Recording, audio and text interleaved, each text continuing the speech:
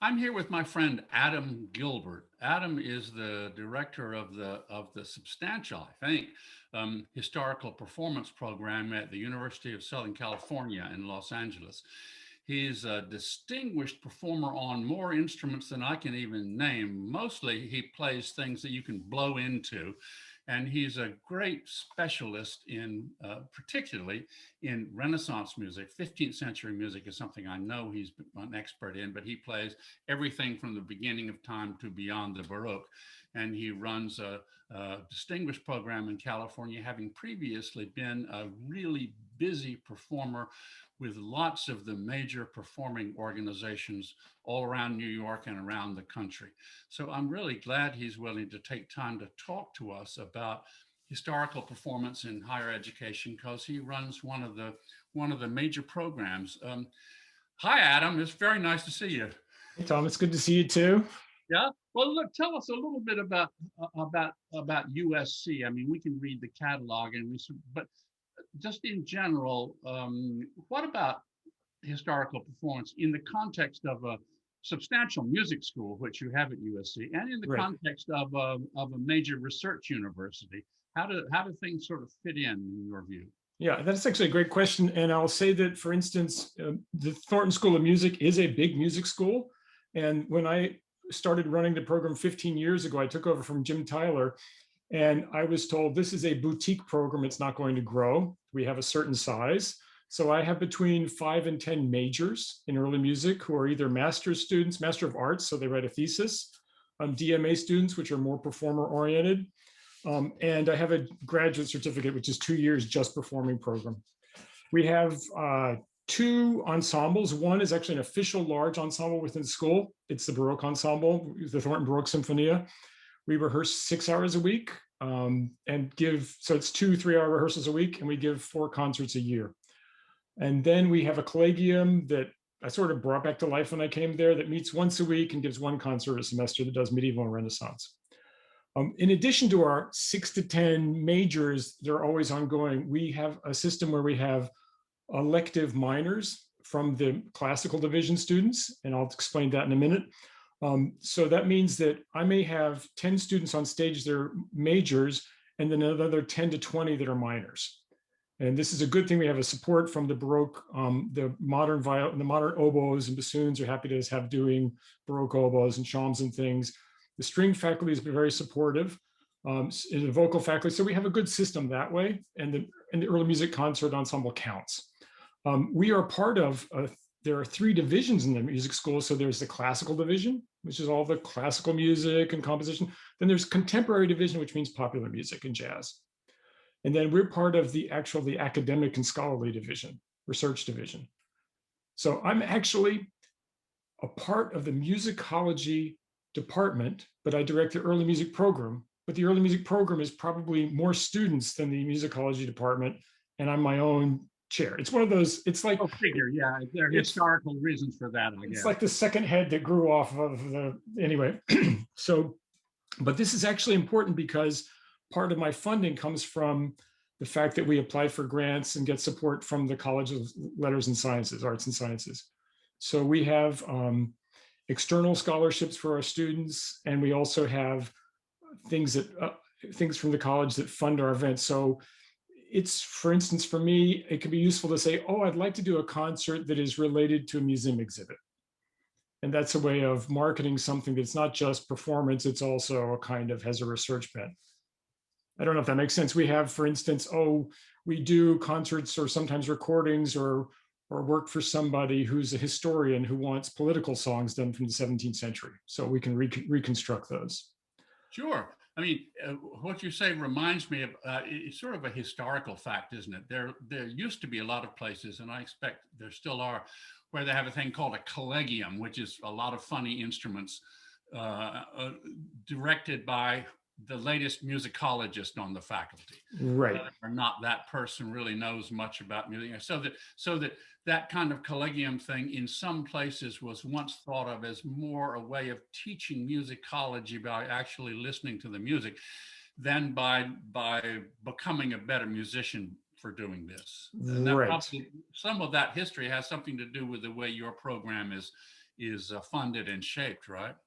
So that's actually interesting. Our program is actually funded in response, in some ways, against the idea of a collegium. We have money from the Colburn Foundation. It was originally brought to train modern violinists and string players to play in Baroque ensembles.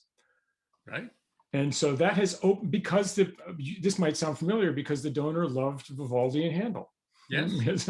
So this has opened up to include wind instruments and singers, and now we kind of have a more open end. The reason we brought back the Collegium was simply because it's not a matter of showing all tons of instruments, it's more a matter of doing music that is also earlier. And that has to do with, my pet projects of wanting to do 15th century or something. Yeah. So I presume there are lessons for individuals on historical instruments, right? Yes. And your majors presumably are all people who make a specialty of playing or singing earlier music, and if they're instrumentalists, on earlier instruments. But what about who do they learn from? Do they learn from the faculty who work for you? So that's another great question. So what we have is we have 2 full-time faculty, Rotem, my wife, and I teach musicology, and then we switch off running the ensembles every semester. And then we have 2 of our private instructors, Jason Yoshida on lutes and guitars and does Continuum on the ensemble, and Jennifer Ellis Campani does voice. So they teach privately, but they also coach in every rehearsal during the week. So we have 3 people in the ensemble, so we can do breakout and different things. In addition, we have adjuncts for different instruments. We have Maxine Islander is doing historical harp, just starting this January. Then if somebody needs something that is not available in LA, we can actually hire an outside teacher, and that's just as part of the system. Oh, you want to do this instrument. So we've had people do hurdy-gurdy lessons, so you can do things. We have a bassoon, we have Baroque oboe. We're right now in between violin teachers.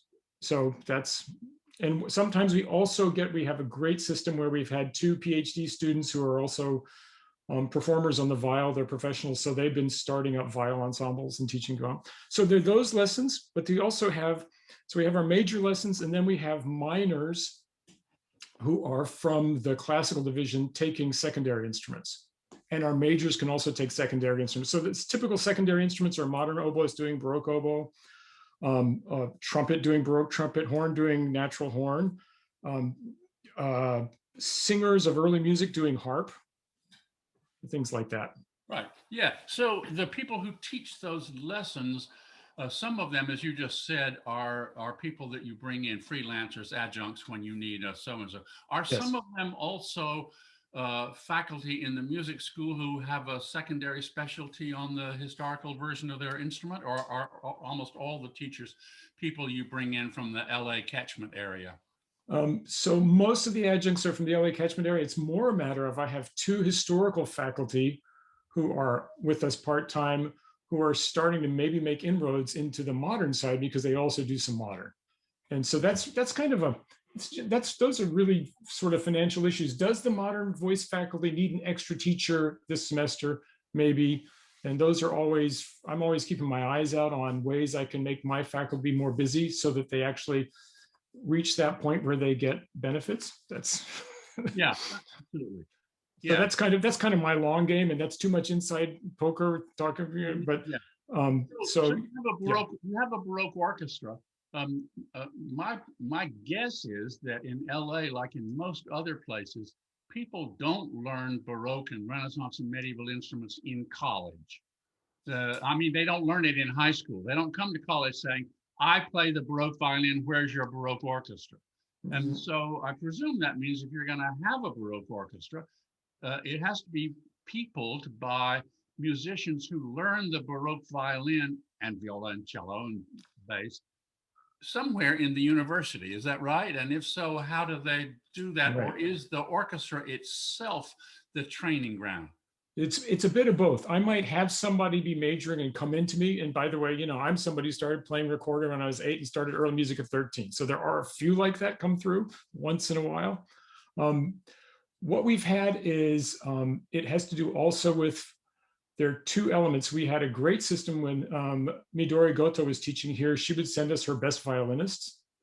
And since I have scholarship money, Midori would say, I'd send you this person, they're good for Baroque music. And so she's very supportive of that. She's no longer with us, but some of those people have gone on to do early music things. The other thing we do is, if I need violinists, I can say to my violin teacher, do you have somebody promising? I've got a little extra scholarship money that can help you bring that person in. And so then they do learn it on stage. Uh-huh. And then there's also another side, which is in our musicology classes, performance practice, there's a lot of, here, try this instrument. And so here, try this, try this. And so we've had a lot of people start, and some of the people who've left the early music program from USC over the course of the last, let's say even 40 years, a good number of them are people that started on modern and got somebody put an instrument in their hands at USC. Yeah. So they're good musicians who also have an intellectual curiosity and have chops enough to figure out how another thing works. Yeah, and sometimes that person, their teacher says, you're never going to be an early, you should be an early music singer, meaning your voice is not big enough for whatever. And we get them, and it turns out they're great musicians, whatever. So. Well, there's an assumption on the part of some people, and I hope not many people anymore in the world, that if you can't do real music, you should go do early music because you never have to play above third position and so on. Right. That's not the kind of musician you're interested in, I expect. It's, you know what, one of the things that's absolutely no, we're interested in best and flexible musicians. And I would say, as myself, being somebody who grew up doing recorder, I can say that what's the word? I had to skirt the boundaries of being somebody who was trying to work in the standard classical world where you do your first violin, second violin, this and that and the other gigger world in New York, versus trying to grow my own kind of, I want to do this thing that has a different series of skill sets. It's not important on a Renaissance recorder to play in all the keys, but it's important to be able to do other things. So a Renaissance recorder is not going to be happy playing on all the keys, by the way. It's not tuned that way, but it's really great for thinking in terms of solmization and tuning and other kinds of things. So those things can be repertory specific, et cetera. I'll say another thing, by the way, is we also operate mostly at 415 and 465. So my modern wind, our Renaissance winds are almost all at 465, 466, a half step higher, and our Baroques are playing at 415 largely. We have a couple of 392 instruments, but if we're doing Monteverdi, sometimes in that period I will pick pieces that are in F for the singers, but then we transpose the strings up to G, and that kind of works better for the singers than being down low. Mm-hmm. I don't yet have two sets of strings in bows. So right, yeah. Do you sometimes have wind players who do a bit of both? I mean, do you ever have the orchestra big enough to have winds with it, or do you have an oboe band or something like that so that people find themselves playing at both pitches? Right. So let's say that, let's clarify that when you say Baroque Orchestra, we call it the Baroque Symphonia. That's the title I inherited. And I think it's appropriate because typically we have something like 5 or 6 singers, anywhere from 2 violins and a viola or 2 violas and cello and bass and a gamba, to, and then also guitars and lutes, and anywhere from 1 to 3 keyboards. We do not have, and we have seldom had enough string players to do, say, a concerto grosso of Corelli or of Muffat. So we're a smaller ensemble. So that actually also is a real practical concern. Every semester I have to program based on what we have. Yeah. But I think it's great that you work a lot with singers. It's one of the things that it's not built in at Juilliard, but although there are really interesting opera productions and so forth. Right. But when you consider that so much of early music is vocal, and the earlier it is, the more that's true, it seems a pity to have the separation of voices and instruments that happens in so many institutions. And what you have is a Baroque thing that actually has access to a huge amount of repertory that a lot of people probably don't get much opportunity to perform. Yes, I think also it gives interesting perspective. For instance, we have something with the Polish Music Center at USC. We do a lot of Polish Baroque music because they have that interest and we've got a connection. But there's another side, which is, for me, it gives a perspective that, I don't know if this is going to make sense, but when I get a modern player, they are taught how to make a beautiful sound on their instrument, which I call the beautiful bagpipe sound. And they're not taught thing at my side. Excuse me, but yeah, I know you're a bagpiper. I know, but they're not taught historical articulations.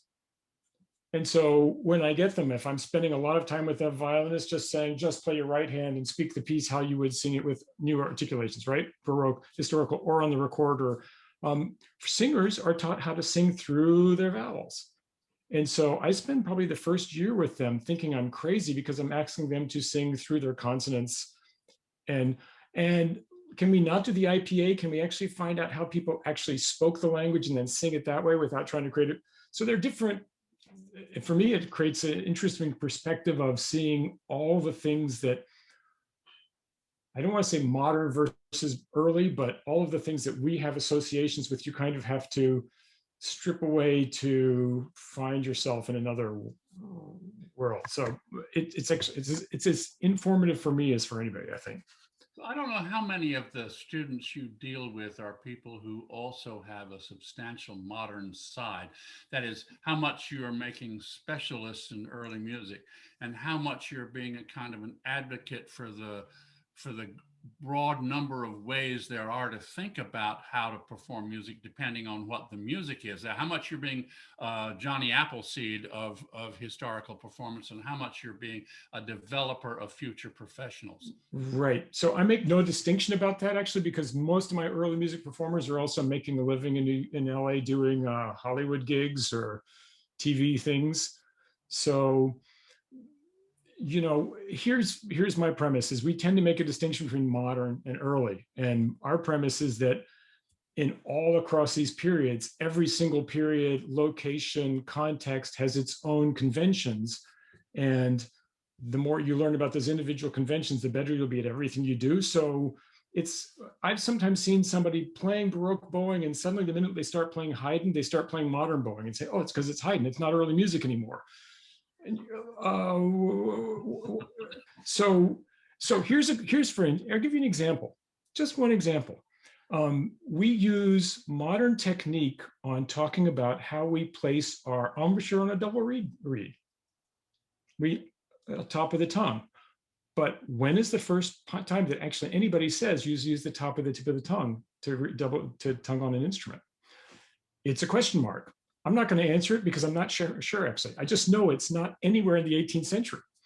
So when are you changing over from thinking T&D to something else? There are so many questions about hundreds of different kinds of questions for that at any given place and time. So therefore, I'm not thinking modern. I'm thinking anything you're going to do. Look, you have had to have laughed at Placido Domingo singing Moon River. You had to laugh when you hear, maybe somebody loves it, it's the best thing in the world. But if I'm going to get a Placido, I'm going to say, Placido, you have to be able to sing this in its context this way, not like you do. And I'll give you something else to sing something else. So that's not just early music, that's anything. It's a continuum, but what you're really talking about is appropriate performance rather than historical performance. Yes, or his appropriate historical performances. Yesterday is historical.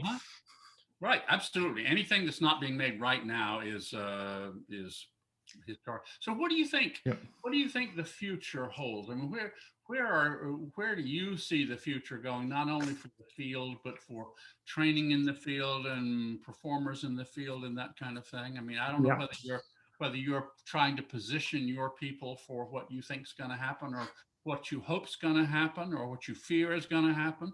What does your crystal ball say? So I'm going to tell you that I've been told that in academia in the next 30 years, universities are going to change drastically. I was told that before the pandemic, and now they've changed drastically already because of the pandemic. That means we're going to go to different tiers of faculty. Smaller schools are going to close down. There are all kinds of issues about what's going on. There are going to be more adjuncts. There are going to be less tenure track. There are going to be more gig economy. We're already there. Okay, so that's one thing. In terms of performing, I'm going to say that from my perspective, as somebody who started performing in New York in 1981, I already at that time was aware that there was more funding in 1979 and more funding for early music in 1977. And you know that scene where you're running down the bridge and the fire is chasing you? You know, are you going to get to the end? I feel like I've watched the finances for all music crash down as I run forward trying to keep ahead of it. And I think that the next generation is going to feel the same way. That said, there are going to be other ways to do it, and there already are. So yeah, I'm trying to, one of the things we've been doing is now our students in rehearsal, because of where we are now, but also it's a given, are going to, they're actually recording themselves audio and video, editing themselves audio and video, getting used to what you have to be able to do for the future. So before we were on tape, tape, that's all. Before we were recording, I told you that I've always joked that you could make a career gluing pecan shells back together. And trust me, playing recorder and bagpipes and shawm is the equivalent. You have to find ways to love what you do. And so there are the practical sides of, yes, getting people to know what you need to do to get ahead. And then there's the impractical things, and I'm going to say those in just a second. So what do you need to do to get ahead? There are different things. And I'd say that what I say to anybody asking me about career in early music, I will never say you have no future in early music, because people I've met who become very successful were told you'll have no future in early music. And that's actually a really common thing for somebody to be told that and then go be successful, and whatever successful means. But one thing I always tell people is ask yourself, what feedback are you getting where you are in the pecking order of what you do? So for instance, are you going to be first oboist this year or next year? Are you going to be second oboist? Are you going to have, is your career going to have legs? Are you getting appropriate feedback? Because you get a certain amount of window of time to say, I'm just going to be a performer and I've got those things working. But even if you have that, things are changing. So what else do you need to know? What other things can you do? If it has to do with doing technology, I think that's actually already been a given, that one should be able to make recordings of themselves doing something interesting for the last 5 years or so. Places like Voices of Music, Elam Rotem and Music Sources are making videos that are bringing in money to their organizations. And that's now expected. So, you know, anything and everything you can do. I think that there's another issue. You were saying, what's the future? There's the musicology side also. I'm sorry, the performance practice side, which is that I've felt for a while that there's room for re-examining things. So we have, sometimes I feel like we've gotten stagnant where somebody says, oh, I'm doing Baroque bowing. Boom.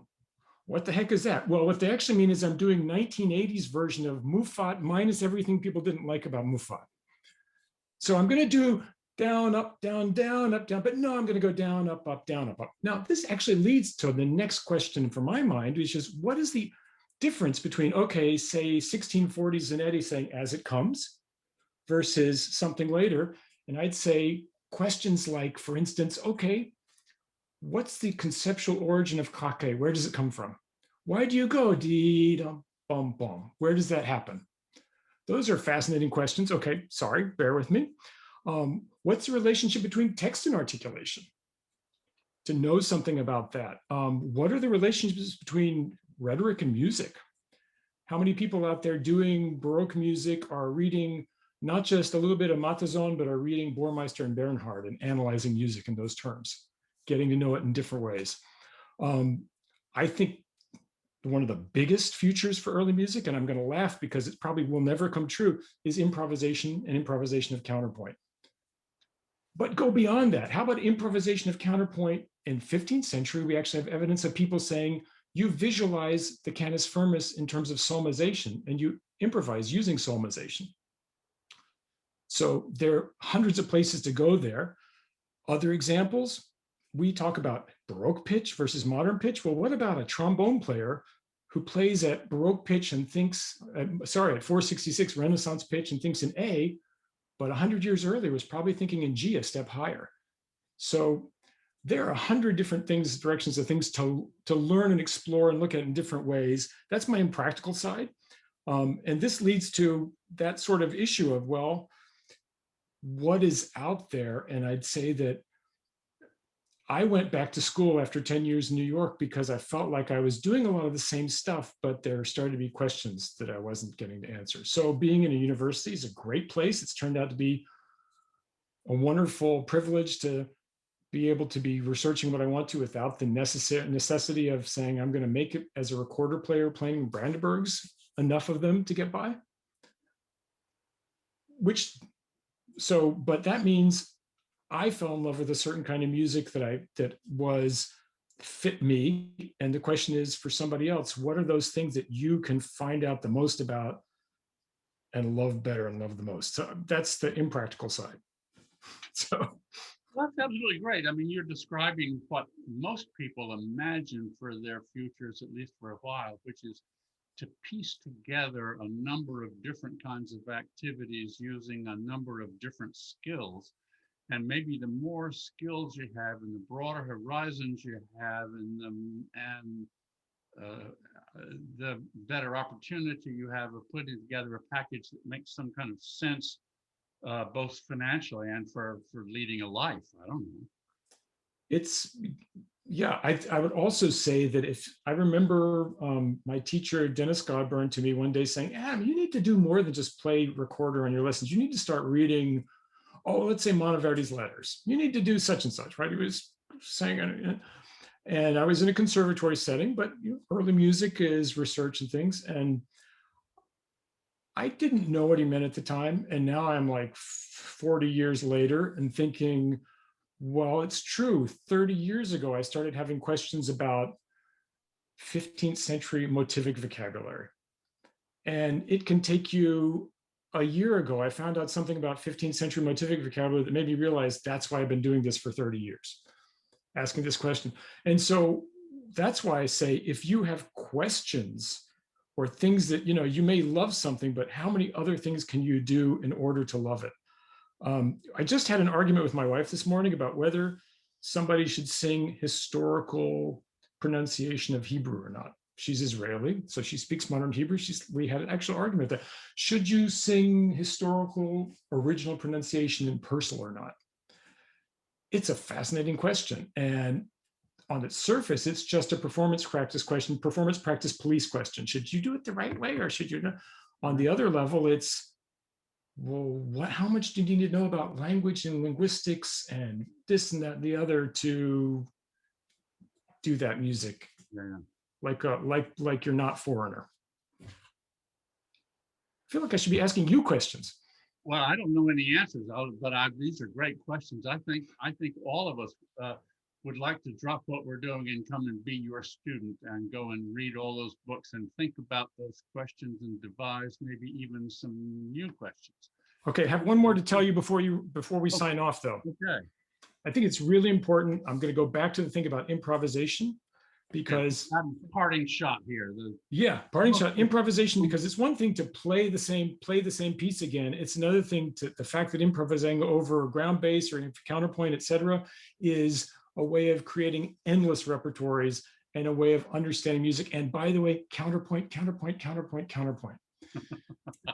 If you're doing 17th century, 18th century music, you should be counterpoint studying it. Just as what's the underlying counterpoint? What are the gestures? Okay, thank you.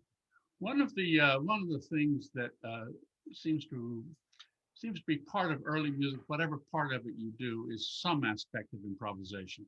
We come in, a lot of us come towards it with fear and trepidation, and the nearest we come to it is realizing continuo, which is really scary, even that for some people. On the other hand, as you say, it's a way of making the music always new and never the same. So you're never playing the Brandenburg 2 for a million times. You're playing a new piece every time you play. Right. So there's lots to be said for it. And it's a skill that that practitioners of earlier repertories can bring to show the rest of the world, that can make us useful maybe in a broader context than just in weird old music, because the idea of using your brain to create music on the fly uses I think people have demonstrated a different part of the brain from what you do when you're trying to remember how the second Brandenburg quarter part goes. Yes, and that's actually one other thing I think is really important. We've been trying to expand our notion of what early music is to include living world traditions. And so I remember I played with an Italian bagpiper, and he knew the melody by heart, and I knew the melody by reading it. And we played for my class, and the students said, well, why is Professor Gilbert playing it from the book and you're playing from memory? He said, well, it's like he's reading the story, but I know it by heart. So so we need to be real practitioners rather than students of this stuff. Anyway, yeah. I think you've told us a lot about how much there is to know, how much work there is to do, how much knowledge and music and practice and thinking all combined. It must be a great thing to be your student at USC.